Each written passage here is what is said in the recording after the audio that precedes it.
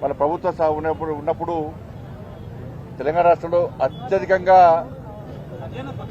నా ఫోన్ కాల్ని మాత్రమే టాప్ చేశారు. నా ఫోన్ కాల్ని టాప్ చేశారు అత్యధికంగా.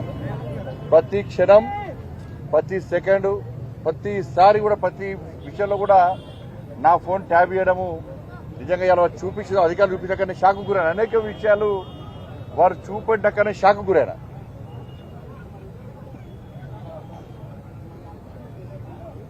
ఎంత నీచులు వీళ్ళంటే కేసీఆర్ కుటుంబము మావోయిస్టులకు సంబంధించి ఫోన్ ట్యాప్ చేయాలి. ఆ లిస్టులో మా పేర్లు పెట్టారు. మావోయిస్టు లిస్టులో మా పేర్లు పెట్టి మా ఫోన్ ట్యాప్ చేశారు. నాదే కాదు, అప్పుడు పిసిసి అధ్యక్షుడు ఉన్నటువంటి ఇప్పటి ముఖ్యమంత్రి రేవంత్ రెడ్డి గారి పేరు ఉంది అలా. కేసీఆర్ అల్లుడు హరీష్ రావు పేరు కూడా ఉంది అలా. వాళ్ళ ఫోన్ కూడా ట్యాప్ చేశారు. మొట్టమొదటిసారి అసలు ఫస్ట్ బాధితున్నా నేను దీనిలో. మొట్టమొదటిసారి ఫోన్ ట్యాపింగ్ వ్యవహారంలో ఫస్ట్ టైం స్టేట్మెంట్ ఇచ్చింది కూడా నేనే. నేను గతం నుంచి చెప్తున్నా, ఇది మూర్ఖత్వ ప్రభుత్వము. వీళ్ళకు వావి వరుసలు ఏంలో వీళ్ళకు. ఇవాళ మంచి పండుగ, ఇవాళ రేపు ప్రధానమైన పండుగ. బంధాలు అనుబంధాలకు సంబంధించినటువంటి వాళ్ళ పండుగలు. ఇవాళ అమ్మవారి పండుగ అంటే వరలక్ష్మి శుక్రవారము, రేపు రాఖీ పండుగ. ఇవాళ ఇన్ని పండుగలైనా కూడా ఇవాళ వేలాది మంది ఇవాళ భారతీయ జనతా పార్టీ కార్యకర్తలు పండుగలు వదిలిపెట్టి తరలి వచ్చారు ఇవాళ. కానీ అప్పుడు కేసీఆర్ ప్రభుత్వంలో వావి వరుస లేవు. వాళ్ళకు తల్లి లేదు, నా తండ్రి లేడు, నా అక్క లేదు, నా చెల్లి లేదు. వాళ్ళకు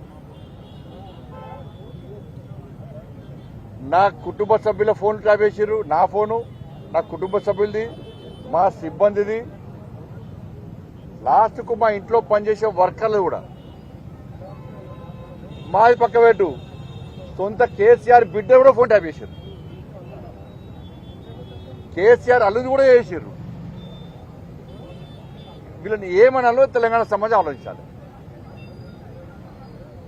అధికారులు నా దగ్గర సమాచారం, నేను నిన్న కానీ మొన్న కానీ చాలా మంది మాజీ అధికారులతో మాట్లాడినా, నా దగ్గర ఉన్నటువంటి ఆధారాలు కానీ నాకున్న సమాచారాన్ని కానీ పూర్తిగా వాళ్ళకు రిపోర్ట్ ఇవ్వడం జరిగింది.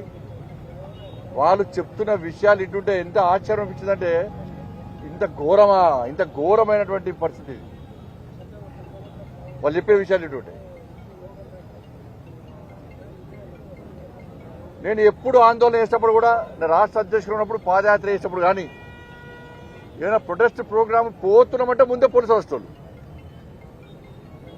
వెంటనే మా సిబ్బంది ఫోన్ చేయడము, ఎటు పోతున్నారు, ఇవాళ ప్రోగ్రామ్ ఎక్కడా, మీరు ప్రొటెస్ట్ చేద్దాం అనుకుంటున్నారు కదా, ఆ ప్రోగ్రామ్ ఎక్కడా, ఏడే చేస్తున్నారు అని చెప్పించి ముందే అడిగే ప్రయత్నం చేస్తే చాలా సందర్భాల్లో అనుమానాలు వచ్చినాయి. మేము అన్ని సందర్భాల్లో అనుమానం వచ్చిన తర్వాతనే ఈ విషయాన్ని బహిర్గతం చేయడం జరిగింది. ఇవాళ కేసీఆర్ గవర్నమెంట్లో మీరు చూడండి, మీరెవరన్నా, మీ కెమెరామెన్ ఉన్నారు, రిపోర్టర్లు ఉన్నారు, మీరెవరన్నా మీ కుటుంబ సభ్యులతో కానీ ఎవరన్నా కానీ వాట్సాప్ కాల్ కాకుండా నార్మల్ కాల్ మీరు మాట్లాడారు ఎప్పుడైనా? తెలంగాణ రాష్ట్రంలో కేసీఆర్ ప్రభుత్వం ఉన్నప్పుడు భిక్షాటన చేసే భిక్ష పైన కూడా ఒక ఏమీ తెలివైనటువంటి మామూలు వ్యక్తి కూడా వాళ్ళ భార్యతో మాట్లాడాలన్నా, ఇదే భార్యాభర్తల ఫోన్ అయిన మూర్ఖులు వీళ్ళు, చండాలులు, నీచ మనుషులు వీళ్ళు. ఎవడన్నా భార్యాభర్తల ఫోన్ ఇంటరా అన్న ఎవడన్నా? ఇంత సిగ్గుమాల కుటుంబం వీళ్ళది. కేసీఆర్ కొడుకైతే దరిద్రులు వీళ్ళు. ఎవరన్నా తెలంగాణ రాష్ట్రంలో కేసీఆర్ ప్రభుత్వం ఉన్నప్పుడు ఎవ్వరు కూడా నార్మల్ కాళ్ళు మాట్లాడుకోవాలి.